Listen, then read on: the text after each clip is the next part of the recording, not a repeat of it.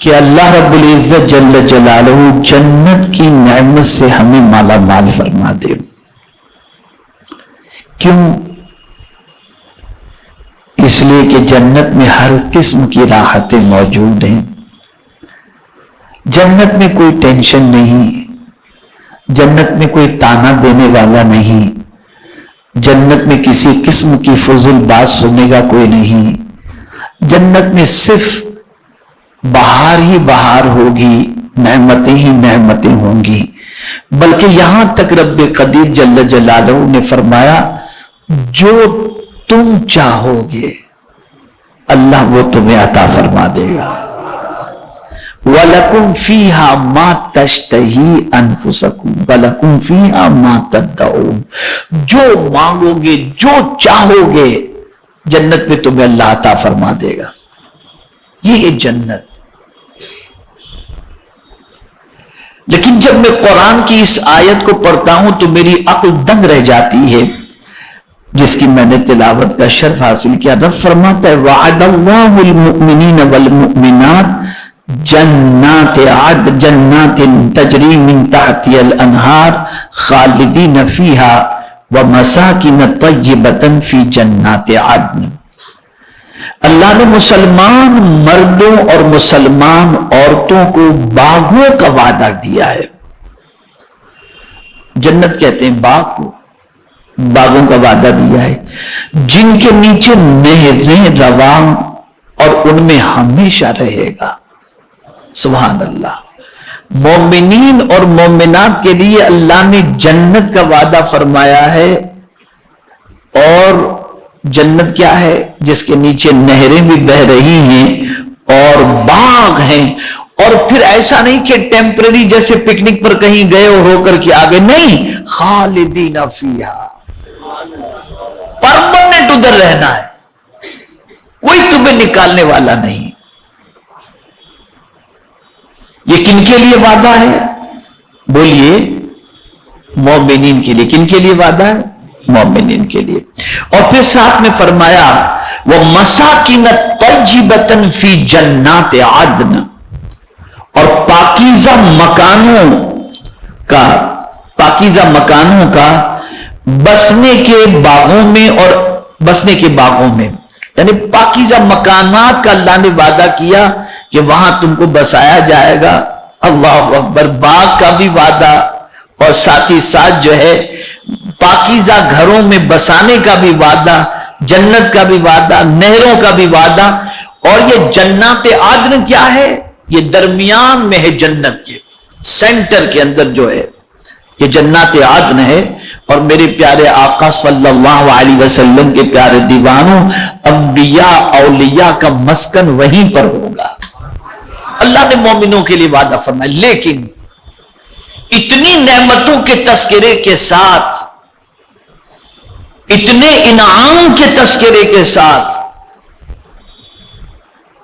اس سے بڑی چیز کا اللہ وعدہ فرما رہا ہے، اس سے بہتر چیز کی بات کر رہا ہے کہ اگر تم چاہتے ہو، جاننا چاہتے ہو کہ جنت سے بھی بہتر چیز کیا ہے، باغات سے بھی بہتر کیا ہے، تو قرآن نے کہا وَرِضْوَانٌ مِّنَ اللَّهِ أَكْبَرُ، اور اللہ کی رضا سب سے بڑی ہے.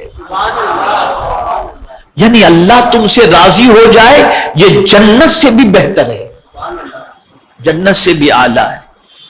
اور پھر یہ معمولی بات نہیں ہے. قرآن کہتا ہے ذَلِكَ هُوَ الْفَوْزُ الْعَظِيمُ، یہی ہے بڑی کامیابی. اللہ کا راضی ہونا. اب میں یہاں پر آپ کو سمجھاؤں.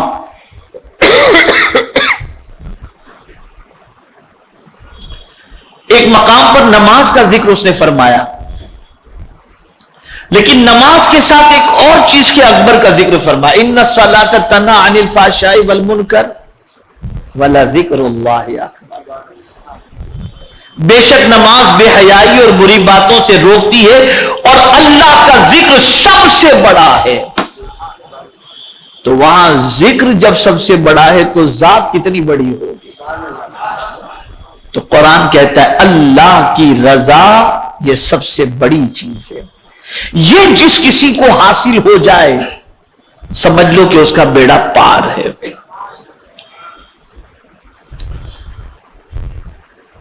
میرے پیارے آقا صلی اللہ علیہ وسلم کے پیارے دیوانوں، تھوڑا سمجھاتا ہوا چلوں.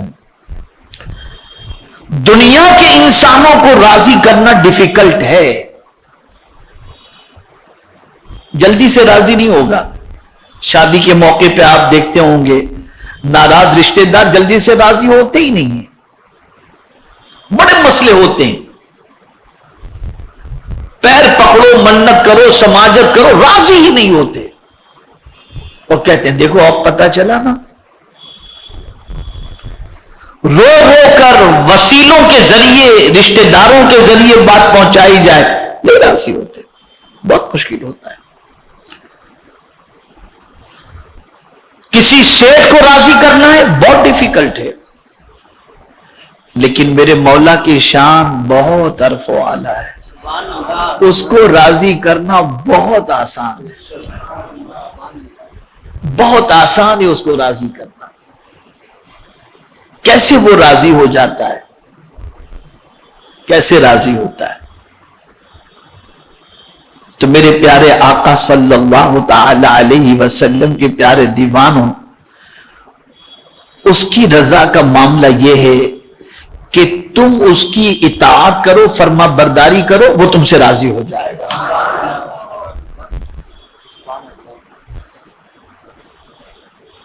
اور اسی کے ساتھ ساتھ اس کے فیصلے پر راضی رہو، اس کی شکایت کسی سے مت کرو. اس کی شکایت کسی سے مت کرو. مجھے یہاں پر ایک واقعہ یاد آتا ہے، اللہ اکبر. ہم یہ سمجھتے ہیں کہ انعام و اکرام کی بارش ہو، مال دولت یہ ساری چیزیں ہمارے پاس ہوں تو گویا اللہ ہم سے راضی ہے.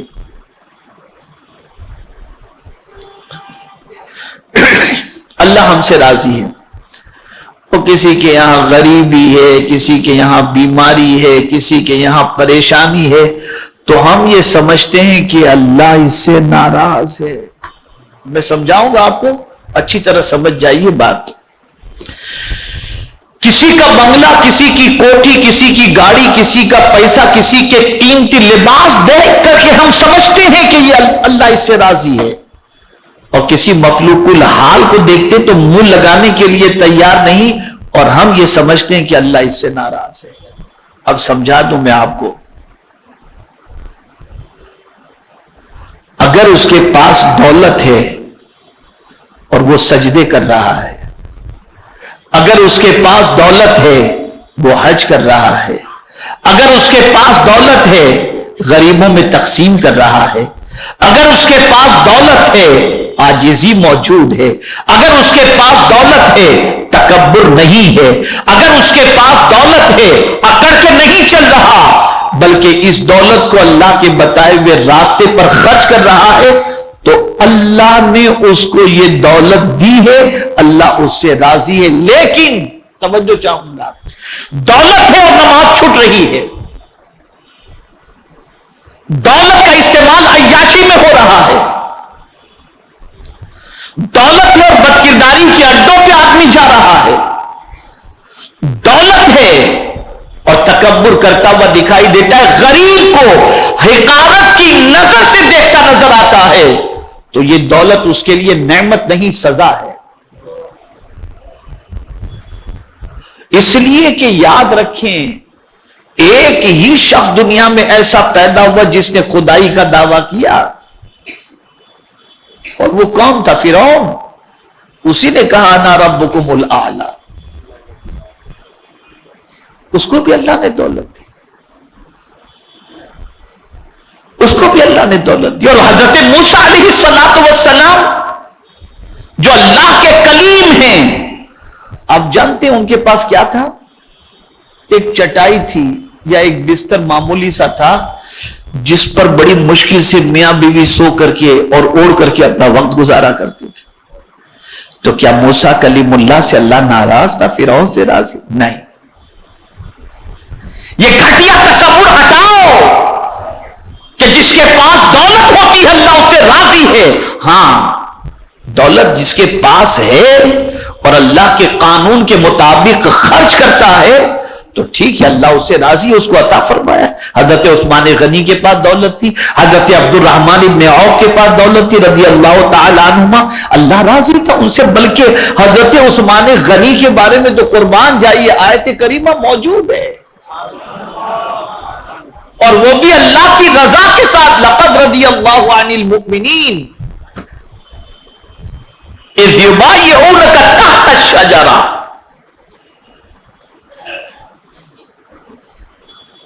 جو اللہ کے رسول صلی اللہ تعالی علیہ وسلم نے درخت کے نیچے بیعت لی تھی اور مومنین نے جو حضور کے ہاتھوں پر بیعت کی تھی، قرآن کہتا ہے لقد رضی اللہ، بے شک اللہ ان سے راضی ہو گیا۔ یہ اللہ کی رضا، اور ہر صحابی کے لیے قرآن کا فرمان ہے رضی اللہ عنہ ورضوا عنہ، اللہ ان سے راضی، وہ اللہ سے راضی۔ وَكُلًّا وَعَدَ اللَّهُ الْحُسْنَى، اللہ نے سب کے لیے بھلائی کا وعدہ فرما دیا ہے۔ صحابہ کے پاس دولت تھی، لیکن کوئی بتا دے کسی غلط کام میں خرچ ہوئی ہو؟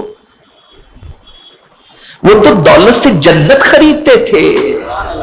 حضرت عثمان غنی نے 2 مرتبہ حضور سے جنت خریدی ہے دولت دے کر، صدیق اکبر نے جنت خریدی ہے دولت کے ذریعے۔ تو دولت عذاب اس وقت بنتی ہے جب دولت کا استعمال اللہ کے قانون کے خلاف ہو۔ تو یہ سمجھ لینا، اگر آج دنیا کے اندر محل کسی کے پاس موجود ہے اور بنگلہ اور گاڑی موجود ہے اور وہ پیسوں کا استعمال حرام کاموں میں خرچ کر رہا ہے، تو یہ نہ سمجھنا کہ یہ اللہ کا اس پر فضل ہے کہ اس کو اتنی دولت عطا فرمائے، نہیں۔ اب جملہ زندگی میں یاد رکھیے گا ہمیشہ کے لیے، اللہ جس سے راضی ہوتا ہے نا،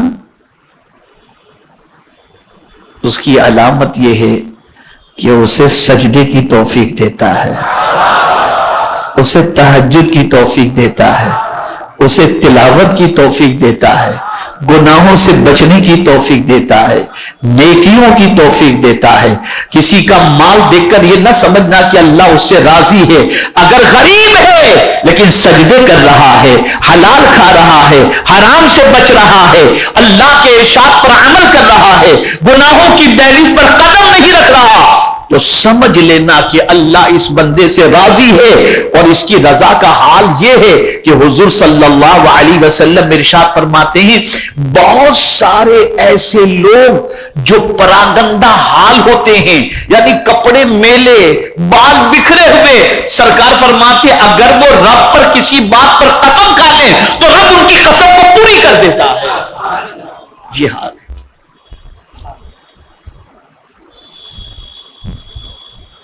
آج بہت اچھی طرح سے میں آپ کو سمجھانا چاہوں گا، کبھی کسی سرمایہ دار کو دیکھ کر جھوپڑے میں زندگی گزار رہے ہو تو اپنے آپ کو کم تر نہ سمجھنا، یہ نہ سمجھنا کہ اللہ ناراض ہے، اس کو دیا ہے مجھے نہیں دیا، نہ، بالکل نہیں۔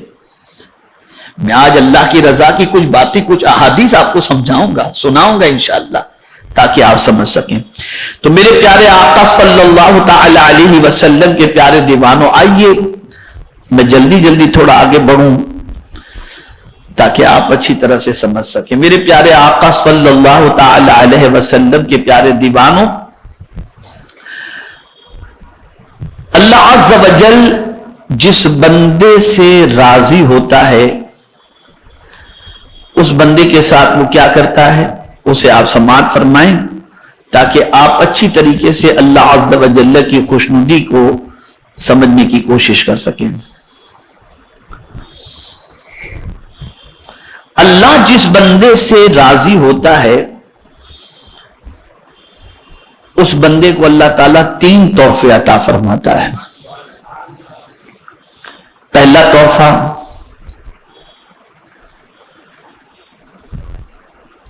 وہ یہ ہے کہ اللہ تعالیٰ اسے جنت کی بشارت عطا فرما دیتا ہے، جس سے راضی ہوتا ہے اسے جنت کی بشارت عطا فرماتا ہے، اور پھر جنت کی شان خود ہی بیان کرتا ہے، فَلَا تَعْلَمُ نَفْسٌ مَا أُخْفِيَ لَهُم مِّن قُرَّةِ أَعْيُنٍ، کوئی جان نہیں جانتی،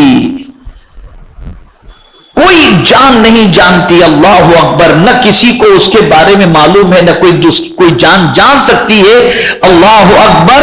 قرآن کہتا ہے تو کسی جی کو معلوم جو آنکھ کی ٹھنڈک ان کے لیے چھپا رکھی ہے، یعنی اللہ نے جنت کے اندر جو آنکھوں کی ٹھنڈک چھپا رکھی ہے وہ کوئی جان جانتی ہی نہیں ہے کہ اس میں کتنی آنکھوں کی ٹھنڈک ہے۔ یہ جنت پہلا تحفہ۔ دوسرا تحفہ، اللہ اکبر، اللہ اکبر، خدا کی قسم قربان جائیے اس بات پر۔ اگر ہمیں کوئی ہمارا بڑا سلام کر دے تو ہم لوگوں سے کہتے ہیں یار انہوں نے مجھے سلام کیا۔ کوئی میسج پہ لکھ دے، جیسے ماررہ شریف سے حضور امی نے ملت میسج کر دیا السلام علیکم، تو میں سب سے کہوں گا یار آج حضور امی نے ملت کا سلام آیا تھا۔ ہوتا یا نہیں ہوتا؟ بتائیے، کوئی بڑا اگر سلام لکھ دے تو آدمی خوش ہوتا ہے نا۔ جنتی کو اللہ جس سے راضی ہے اس کو اللہ دوسرا تحفہ کیا عطا فرماتا ہے؟ تو قرآن کہتا ہے سلام قولا من رب الرحیم۔ اللہ رب اور رحیم کی طرف سے سلام کا تحفہ اسے نصیب ہو جاتا ہے، یعنی اللہ اس بندے کو سلام کرتا ہے۔ اس کی قسمت پر قربان جائیے۔ اسی کے ساتھ تیسرا تحفہ اللہ تعالیٰ کی طرف سے، تیسرا تحفہ یہ عطا ہوگا کہ اللہ تعالیٰ ارشاد فرمائے گا کہ میں تم سے راضی ہوں۔ یہ قول مبارک ہدیہ اور سلام یعنی پہلے دونوں تحفوں سے افضل ترین ہوگا، اسی لیے اللہ تعالیٰ ارشاد فرماتا ہے وَرِضْوَانٌ مِّنَ اللَّهِ اکبر، یعنی تین تحفے ملیں گے۔ اللہ جس بندے سے راضی ہوگا جنت عطا فرمائے گا اللہ تعالیٰ، دوسری چیز اللہ سلام پیش فرمائے گا، لیکن ان دونوں سے بھی بڑا تحفہ یہ ہے کہ اللہ اس بندے سے کہے گا بندہ جا میں تجھ سے راضی ہو گیا۔ سب سے اس لیے کہ بڑی چیز اس نے عطا فرما دی۔ اب ہم وہ کون سے کام کریں جس کی بنیاد پر اللہ عز و جل ہم سے راضی ہو جائے اور اللہ عز و جل کی رضا ہمیں حاصل ہو جائے۔ تو اب سماعت فرمائے، حضرت موسیٰ کلیم اللہ علیہ السلام نے اللہ عز و جل کی بارگاہ اقدس میں عرض کیا یا اللہ مجھے وہ بات ارشاد فرما دے جس میں تیری رضا ہو، وہ بات ارشاد فرما دے جس میں تیری رضا ہو تاکہ میں اسے کروں۔ یعنی تو کس چیز سے راضی ہوتا ہے مولا ذرا مجھے وہ بتا دے۔ قربان جائیے، کلیم ہے، اللہ ان سے کلام کرتا ہے، اس مرتبے پر پہنچنے کے باوجود بھی اگر فکر مند ہے تو اس بات کی کہ اللہ مجھ سے راضی ہو جائے، مولا مجھے کوئی ایسی بات بتا دے جس سے تو راضی ہو جا۔ اللہ اکبر، اللہ تعالیٰ کا حکم ہوا کہ تیری ناخوشی میں ہی میری رضا ہے۔ سمجھے نہیں سمجھے؟ تیری ناخوشی ہی میں میری رضا ہے، یعنی تیری کوئی خواہش ہے ہی نہیں، تجھے کچھ ملے کہ نہ ملے تو خوش اور ناخوش کا مسئلہ تیرا رہتا ہی نہیں ہے۔ تیرا حال تو یہ ہوتا ہے میں کچھ بھی دے دوں تو ناخوش نہیں ہوتا۔ توجہ چاہوں گا، میں کچھ بھی دے دوں تو ناخوش نہیں ہوتا۔ اگر تیری یہ پوزیشن ہے تو اسی میں میری رضا ہے، اس لیے کہ تم ملنے والی چیز کو مت دیکھ، دینے والے کو دیکھ کہ کس کی طرف سے ہے۔ اس لیے ہم اور آپ، مال ملتا ہے تو چہرہ کھل جاتا ہے، اور اللہ والوں کا حال یہ ہوتا کہ تکلیفیں آتی تو چہرہ کھل جاتا، اور کہتے تھے مال کے ملنے میں، نعمتوں کے ملنے میں تو ہماری پسند بھی داخل ہے، لیکن تکلیف میں تو ہماری پسند نہیں، صرف مولا کی پسند داخل ہے۔ یہ اللہ والوں کی شان۔ تو رب نے فرمایا تیری ناخوشی ہی میں میری رضا ہے، یعنی میری کسی بات پر تو ناخوش ہو ہی نہیں۔ اگر تیری یہ پوزیشن ہے تو موسیٰ اسی میں میری رضا ہے۔ اللہ اکبر۔ حضرت موسیٰ کلیم اللہ علیہ السلام نے عرض کیا یا اللہ وہ کون سی بات ہے؟ ارشاد مبارک ہوا میری رضا اس میں رہے کہ تو میری قضا پر راضی رہے، نہ میرے فیصلے پر راضی رہے۔ حضرت موسیٰ علیہ السلام نے اپنی مناجات میں عرض کیا یا اللہ تیری مخلوق میں سے تجھے کون سب سے زیادہ محبوب ہے؟ اب دعا فرمائے۔ کہ اللہ بتا تیری مخلوق میں تجھے سب سے زیادہ کون محبوب ہے؟ اللہ تعالیٰ کی طرف سے ارشاد گرامی کہ وہ شخص کہ جس سے میں اس کی محبوب چیز لے لوں، جس سے میں اس کی محبوب چیز لے لوں اور وہ پھر بھی مجھ سے پیار کرے، سبحان اللہ، جس سے میں اس کی محبوب چیز لے لوں پھر بھی وہ مجھ سے پیار کرے۔ اب محبوب چیز کے اندر آپ کچھ بھی سمجھ لگ سکتے ہیں، اولاد ہے، مال ہے، کچھ بھی ہے، جس سے میں اس کی محبوب چیز لے لوں وہ پھر بھی مجھ سے ہی پیار رکھے۔ پھر حضرت موسیٰ علیہ السلام نے عرض کیا وہ کون لوگ ہیں جن پر تو خفا ہوتا ہے؟ اللہ تعالیٰ نے ارشاد فرمایا کہ وہ لوگ ہیں جو کسی کام میں مجھ سے بھلائی مانگتے رہتے ہیں، جب میں ان کے لیے کوئی حکم کر دیتا ہوں تو وہ میرے اس حکم سے ناراض ہو جاتے ہیں۔ علاوہ ازیں کہ ایک روایت تو اس سے بھی زیادہ سخت ہے کہ اللہ تعالیٰ ارشاد فرماتا ہے کہ میرے علاوہ کوئی بھی معبود نہیں۔ اب سنیے گا، یہ ارشاد سنیے گا، امام غزالی رحمت اللہ تعالی علیہ نے اس کو نقل فرمایا، غور سے سنیے گا، اللہ اکبر۔ اللہ تعالیٰ ارشاد فرماتا ہے کہ میرے علاوہ کوئی بھی معبود نہیں، اور جو شخص میری بھیجی ہوئی مصیبت پر صبر نہ کرے اور میری عطا کردہ نعمتوں کا شکر ادا نہ کرے، میرے حکم پر راضی نہ ہو، پھر اسے چاہیے کہ میرے علاوہ کوئی اور رب ڈھونڈ لے، میرے علاوہ کوئی اور معبود ڈھونڈ لے۔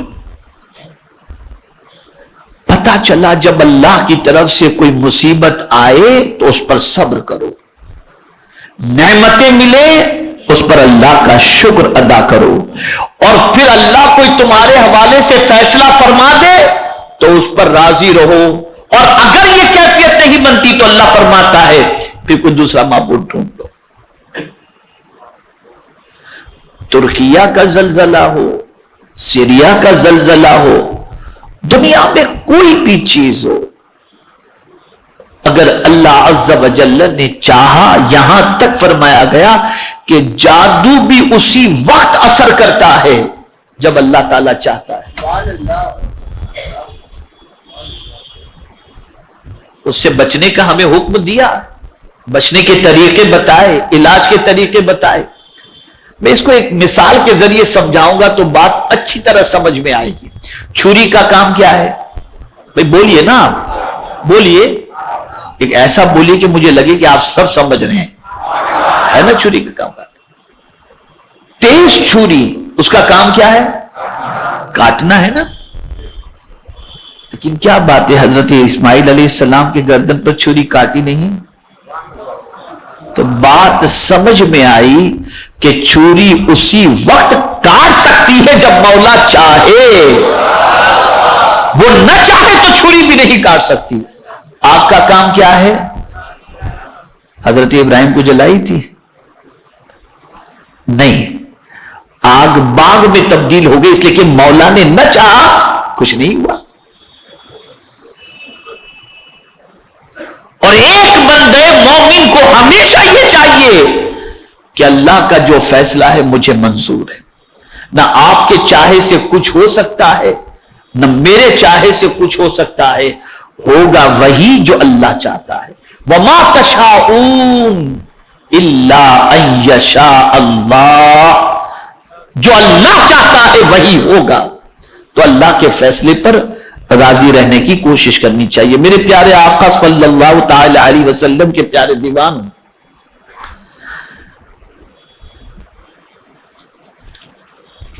نبی اکرم صلی اللہ علیہ وسلم نے صحابہ کرام علیہم الرضوان سے دریافت فرمایا کہ تم کیا ہو؟ کس سے پوچھ رہے ہیں حضور صلی اللہ علیہ وسلم؟ صحابہ سے۔ تم کیا ہو؟ صحابہ کرام نے عرض کیا کہ ہم ایماندار ہیں۔ کیا جواب دیا سرکار کو؟ ہم ایماندار ہیں۔ اب حضور صلی اللہ علیہ وسلم نے فرمایا تمہارے ایمان کی علامت کیا ہے؟ تمہارے ایمان کی علامت کیا ہے؟ عرض کیا، اب دیکھیے ابتدا کہاں سے کرتے ہیں ایمان پر، عرض کرتے ہیں کہ ہم بلا پر صبر کرتے ہیں، جب کوئی مصیبت آتی ہے تو ہم اس پر صبر کرتے ہیں، اور پھر کہتے ہیں بوقت وسعت اللہ کا شکر ادا کرتے ہیں۔ لیکن اللہ کبھی ہمیں وسعت عطا کرتا ہے، رزق میں فراوانی عطا کرتا ہے تو ہم اللہ کا شکر ادا کرتے ہیں، اور اگر کوئی معاملہ اس کے سلسلے میں اللہ کوئی فیصلہ کر دیا ہے تو اس موقع پہ ہم اللہ کی شکایت نہیں کرتے، اللہ کے فیصلے پر راضی رہتے ہیں۔ نبی اکرم صلی اللہ علیہ وسلم نے ارشاد فرمایا رب کعبہ کی قسم تم ایماندار ہو، رب کعبہ کی قسم تم ایماندار ہو۔ اس پر بہت ساری باتیں ہیں جس پر تذکرہ کیا جا سکتا ہے، جس کا تذکرہ ضروری ہے، لیکن آج میں جو ہے اسی کے ساتھ ساتھ کچھ ایسی باتیں آپ کی سماعتوں کے حوالے کروں گا جس سے آپ یہ پہچان لیں کہ اللہ جب کسی بندے سے بھلائی کا ارادہ کرتا ہے تو اس کے ساتھ کیا سلوک۔ بیٹا بیٹھ جاؤ، کیا گھومتے ہو ادھر سے ادھر، وہیں بیٹھ جانا چاہیے نا آپ کو۔ ایک مرتبہ درود شریف پڑھ لیں۔ اللہم صلی علی سیدنا و مولانا محمد معدن الجود والکرم وآلہ الکرام وابن الکریم وبارک وسلم صلاۃ و سلاما علیک یا سیدی یا رسول اللہ صلی اللہ تعالی علیہ وسلم۔ اب جو حدیث سنا رہا ہوں یہ بخاری شریف کی ہے، سوچ درست کر لو، آج سوچ درست کر لو۔ بخاری شریف کی حدیث ہے، آقا کریم صلی اللہ علیہ وسلم نے ارشاد فرمایا قال رسول اللہ صلی اللہ علیہ وسلم من یرید اللہ بہ خیرا یصب منہ۔ آقا کریم صلی اللہ علیہ وسلم ارشاد فرماتے ہیں اللہ جب کسی بندے سے بھلائی کا ارادہ کرتا ہے، کائے کا ارادہ بولیے، اللہ جب کسی بندے سے بھلائی کا ارادہ کرتا ہے اس کو مصیبتوں میں گرفتار کر دیتا ہے۔ یہ بخاری شریف کی حدیث ہے۔ تو کبھی کسی کو مصیبت میں گرفتار دیکھ کر یہ نہ سوچنا کہ معاذ اللہ اللہ کا عذاب، اللہ نے اس پر تکلیف دی۔ کسی پر عذاب بھی ہوتا ہے، عذاب کی شکل میں بھی مصیبتیں آتی ہیں، لیکن مومن پر جو مصیبت آتی ہے اس مصیبت کے حوالے سے آقا کریم صلی اللہ علیہ وسلم نے ارشاد فرمایا اللہ جس بندے سے بھلائی کا ارادہ فرماتا ہے اسے مصیبت میں گرفتار فرماتا ہے۔ میرے پیارے آقا صلی اللہ علیہ وسلم کے پیارے دیوانوں، یہاں پر تھوڑا سا سمجھنے کی ضرورت ہے کہ مصیبت سے مراد بیماری کی تکلیف اور کسی قسم کی تکلیف ہے۔ سیدہ عائشہ صدیقہ رضی اللہ تعالی عنہ سے روایت ہے کہ رسول اللہ صلی اللہ علیہ وسلم نے فرمایا جو مصیبت بھی کسی مسلمان کو پہنچتی ہے حتیٰ کہ ایک کانٹے کا چبھنا، کائے کا چبھنا، چلتے ہیں کبھی تو کانٹا چبھ جاتا ہے نا، ایک کانٹے کا چبھنا تو اللہ تعالیٰ اسے اس کا کفارہ بنا دیتا ہے، یعنی اس سے گناہوں کو معاف فرما دیتا ہے، گناہوں کو معاف فرما دیتا۔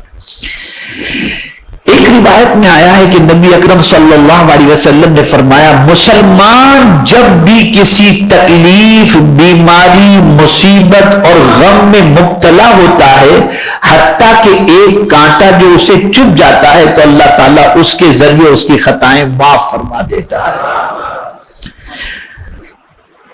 سیدنا سہیل الرومی رضی اللہ تعالیٰ عنہ سے روایت ہے کہ رسول اللہ صلی اللہ تعالیٰ علیہ وسلم نے فرمایا مومن کا معاملہ بھی عجیب ہے، اس کی ساری باتیں خیر ہی خیر ہوتی ہیں، اور یہ صرف مومن کو ہی حاصل ہے، جیسا کہ اس سے پہلے میں عرض کر چکا۔ اس پر جب خوشی آتی ہے تو شکر کرتا ہے جو اس کے لیے بہتر ہے، اور جب مصیبت آتی ہے تو صبر کرتا ہے جو اس کے لیے بہتر ہے۔ میرے پیارے آقا صلی اللہ علیہ وسلم کے پیارے دیوانوں، اب اللہ عز و جل جن بندوں سے بھلائی کا ارادہ فرماتا ہے اس کو تو مصیبت میں گرفتار کرتا ہے۔ مومن کی یعنی بیماری آ گئی، تنگی آ گئی، رزق کے اندر کمی آ گئی، بیماری آ گئی، یہ ساری چیزیں ہیں، اس کی محبوب چیز اس سے چھین لی، یہ اللہ ان لوگوں کے ساتھ کرتا ہے جس سے بھلائی کا ارادہ فرماتا ہے، جس سے بھلائی کا ارادہ۔ اور اس کے علاوہ بھی بہت ساری چیزیں ہیں کہ اللہ جب بھلائی کا ارادہ کرتا ہے تو کیا فرماتا ہے۔ اب آپ دیکھیے، اذا اراد اللہ بعبد خیرا زہدہ فی الدنیا، جب اللہ اپنے بندے کے ساتھ بھلائی کا ارادہ فرماتا ہے تو اسے دنیا سے بے نیاز کر دیتا ہے، پھر اسے دنیا کی اتنی فکر نہیں رہتی، وہ چٹنی روٹی کھا کے بھی مست رہتا ہے، دنیا سے بالکل بے نیاز ہو جاتا ہے۔ مولا جس میں تو راضی اس میں ہم راضی۔ اسی طریقے سے اذا اراد اللہ بعبد خیرا جعل له واعظا من نفسه یأمره وینہاه، جب اللہ اپنے بندے کے ساتھ بھلائی کا ارادہ فرماتا ہے تو اسے اپنے نفس کا ناصح بناتا ہے کہ وہ خود حکم دیتا ہے اور خود روکتا ہے۔ یعنی ہم لوگوں کا حال تو یہ نا کہ ہم آپ کو نصیحت کرتے ہیں، آپ کو واعظ کرتے ہیں، ایک باپ بھی اپنے بیٹے کو نصیحت کرتا ہے، لیکن اللہ جب اپنے بندے سے بھلائی کا ارادہ فرماتا ہے تو وہ بندہ پہلے دوسرے کو نہیں، پہلے خود کو نصیحت کرتا ہے، پہلے خود کو کسی کام کا حکم دیتا ہے اور خود کو اللہ کی نافرمانی سے بچنے کا حکم دیتا ہے۔ یہ وہی کرے گا جس سے اللہ بھلائی کا ارادہ فرماتا ہے، ورنہ یہ نہیں کہ باپ کے پاس پیسہ مانگنے کے لیے دروازے پر کوئی آیا تو باپ بیٹے سے کہے گا بیٹا کہہ دو ابا گھر پر نہیں ہے،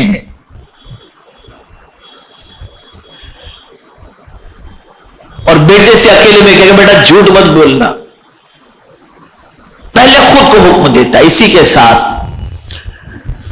اذا اراد اللہ بعبد خیرا طہرہ قبل موتہ، جب اللہ اپنے بندے کے ساتھ بھلائی کا ارادہ فرماتا ہے تو اس کو گناہوں سے موت سے پہلے ہی پاک فرما دیتا ہے۔ کیسے پاک فرماتا ہے؟ توبہ کے ذریعے بھی پاک فرماتے ہیں، یہ ایک الگ ٹاپک ہے، میں انشاءاللہ پھر کبھی آپ کو بتاؤں گا کہ اللہ کس طریقے سے پاک فرماتا ہے،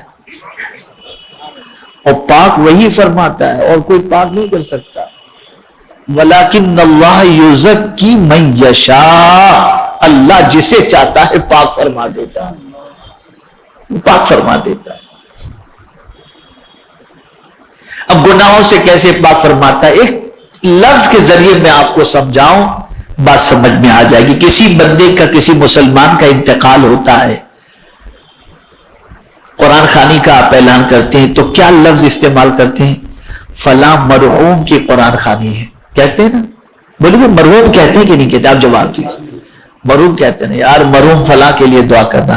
کبھی آپ نے سوچا مرحوم کے معنی کیا ہوتا ہے؟ مرحوم کے معنی ہوتا ہے رحم کیا گیا، جس پر اللہ نے رحم فرمایا، جس پر اللہ نے رحم فرمایا اس کو کہتے ہیں مرحوم۔ تو کیا رحم فرمایا؟ وہ تو چلا گیا اس دنیا سے۔ رحم یہ فرمایا کہ دنیا کی جتنی بھی تکلیفیں تھیں، جتنی بھی پریشانیاں تھیں، جتنی بھی مصیبتیں تھیں، اللہ نے سب سے اس کو پاک کر کے اس دنیا سے بھیج دیا۔ اب یہ مرحوم۔ بہت سارے مرد و خواتین ایسے ہوتے ہیں جو کوما میں چلے جاتے ہیں، سال آ سال تک بستر پر رہتے ہیں، سخت امراض کے اندر گرفتار ہوتے ہیں، تو در حقیقت یہ قدرت کی طرف سے پاکی کا ایک انتظام ہے، اور اسی لیے حضور صلی اللہ علیہ وسلم کی سنت ہے کہ جب کسی بیمار سے ملنے کے لیے جاؤ تو اس کی پیشانی پر ہاتھ رکھ کر کے کہو لا باس طہور انشاءاللہ تعالی۔ وہاں بھی پاک کی بات آئی ہے کہ آقا کریم صلی اللہ علیہ وسلم یہ دعا فرماتے لا باس طہور انشاءاللہ، اللہ تعالیٰ تمہیں اللہ نے چاہا تو اللہ تعالیٰ تمہیں پاک فرما دے گا۔ اس میں کوئی شک کی گنجائش نہیں، اس میں کوئی شک نہیں کہ بیماری سے انسان پاک ہو جاتا ہے۔ اسی طریقے سے میرے پیارے آقا صلی اللہ علیہ وسلم کے پیارے دیوانوں، سنو آپ، اللہ اپنے بندوں سے بھلائی کرتا ہے تو بھلائی کا ارادہ فرماتا ہے تو کیا کرتا ہے؟ اللہ اکبر۔ اذا اراد اللہ بعبد خیرا سیر حوائج الناس الیہ، جب اللہ اپنے بندے کے ساتھ بھلائی کا ارادہ فرماتا ہے تو اس کو لوگوں کی ضرورت بنا دیتا ہے۔ کس کی ضرورت بنا دیتا ہے؟ لوگ اس کے پاس آتے، میرا یہ کام کر دو، میرا یہ کام کر دو، میرا یہ کام کر دو۔ تو اگر کوئی تمہارے پاس کام کے سلسلے میں آئے تو یہ سمجھ لینا اے کریم تیرا کرم ہے، تو نے ہم سے بھلائی کا ارادہ فرما لیا ہے۔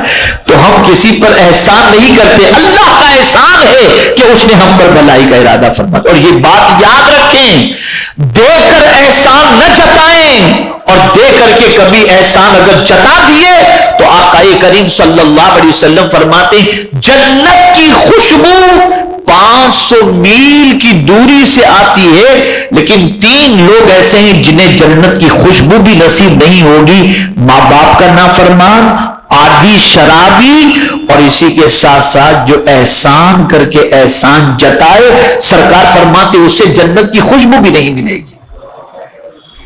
تو اگر کچھ دے دو، کچھ کر دو تو احسان نہ جتاؤ، اس لیے کہ اللہ نے تم سے بھلائی کا ارادہ فرمایا اور تمہیں لوگوں کے لیے نفع بخش بنایا۔ اسی کے ساتھ ساتھ